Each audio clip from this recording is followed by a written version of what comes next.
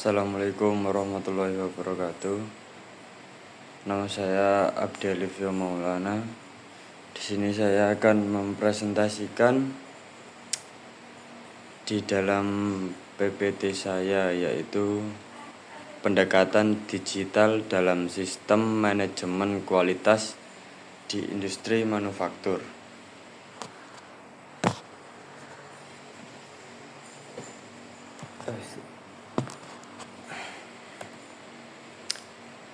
Di slide yang pertama yaitu abstrak yang berisikan pandemik menyebabkan lumpuhnya aktivitas masyarakat di seluruh dunia karena pergerakan manusia dibatasi agar tidak terjadi keparahan dalam penyebaran virus, mengakibatkan terbatasnya kegiatan industri manufaktur.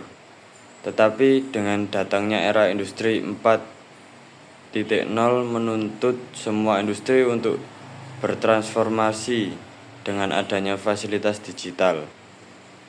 Kelebihan dan tantangan dalam mengaplikasikan sistem digital pada pelaksanaan audit internal untuk area sistem manajemen kualitas yang dilakukan oleh salah satu industri manufaktur di Jawa Timur.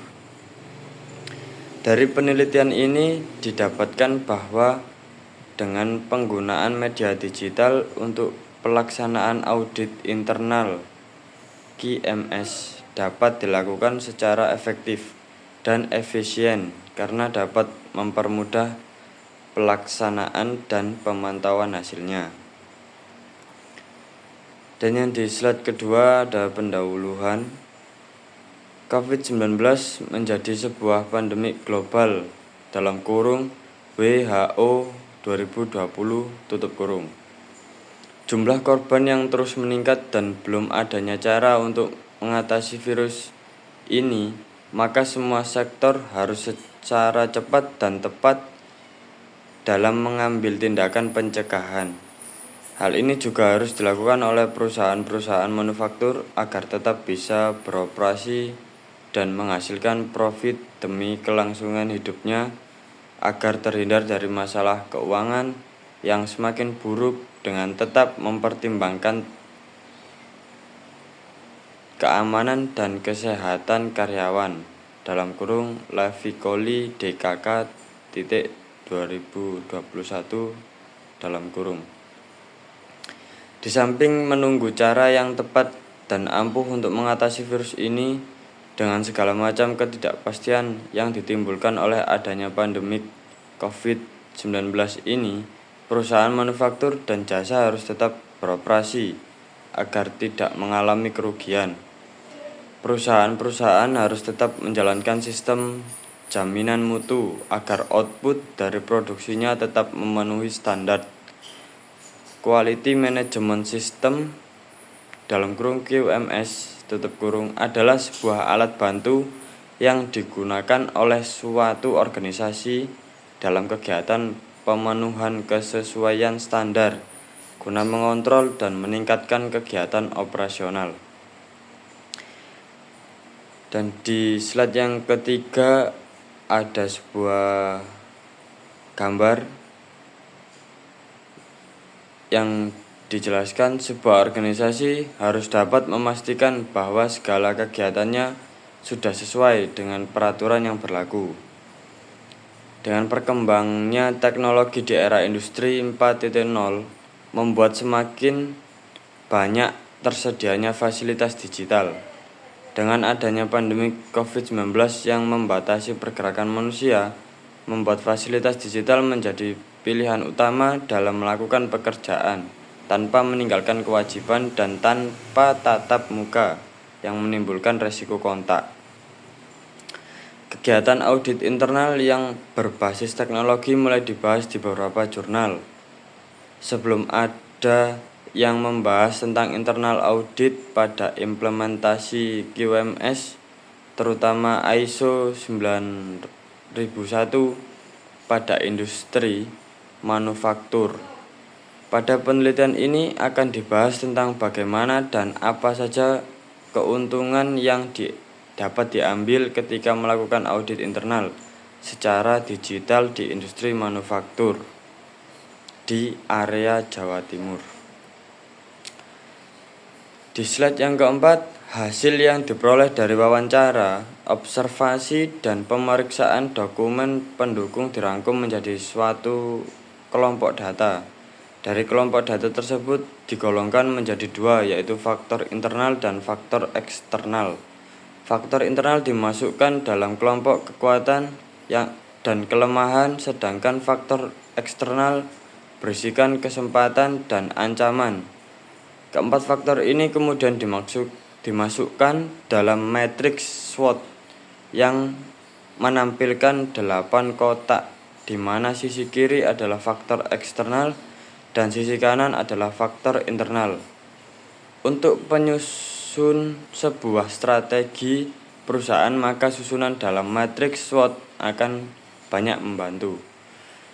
Dan di sini ada gambar, yaitu yang diterangkan tadi, yang di kiri kolom kiri yaitu faktor eksternal dan yang di kanan adalah faktor internal. Ya, seperti ini contoh dari tabel setelah penelitian, dibedakan seperti ini. Dan di slide selanjutnya, dari hasil wawancara kepada beberapa narasumber observasi di lapangan saat pelaksanaan audit dan pemeriksaan dokumen dan dokumentasi pelaksanaan audit internal secara digital, maka didapatkan beberapa poin untuk SWOT dari PT XYZ dan ditampilkan sebagai berikut. Di sini PT XYZ itu nama samaran. Sebenarnya ada nama PT-nya, tetapi di jurnal tidak dituliskan nama PT-nya, Pak. Dan ini adalah poin-poin dari SWOT PT XYZ.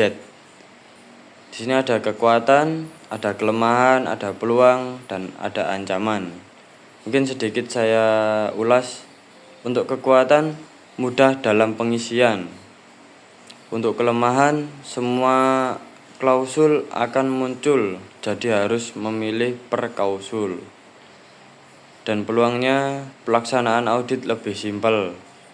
Dan ancamannya, program yang akan terus diupdate. Dan slide selanjutnya, dari diskusi secara mendalam bersama para informan didapatkan bahwa 100% informan setuju bahwa pengadaan audit internal secara digital adalah mempermudah baik dari segi pelaksanaan maupun pemantauan. Adapun beberapa peluang yang disebutkan juga masih disebut seputar kemudahan.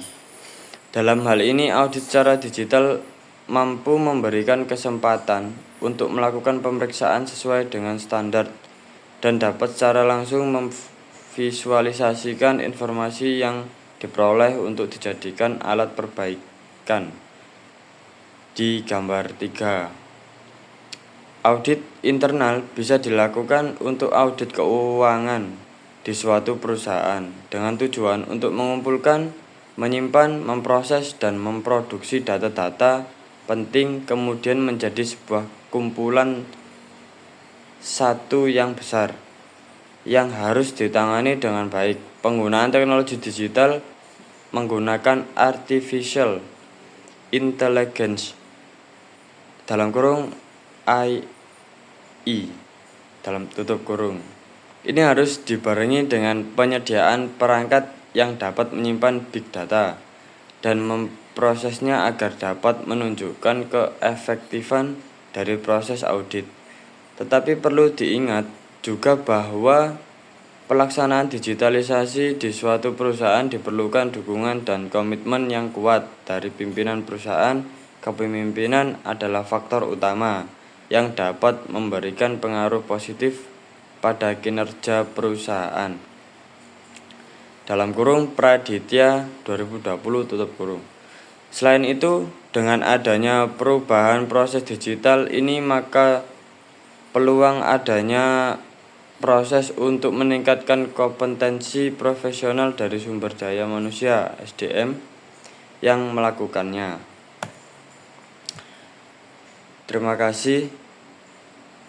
Dari PPT saya atau isi PPT saya ini dari jurnal analis, yaitu Suci Meilia Setiarini MM atau FBHIS dari mahasiswa kampus Universitas Muhammadiyah Sidoarjo.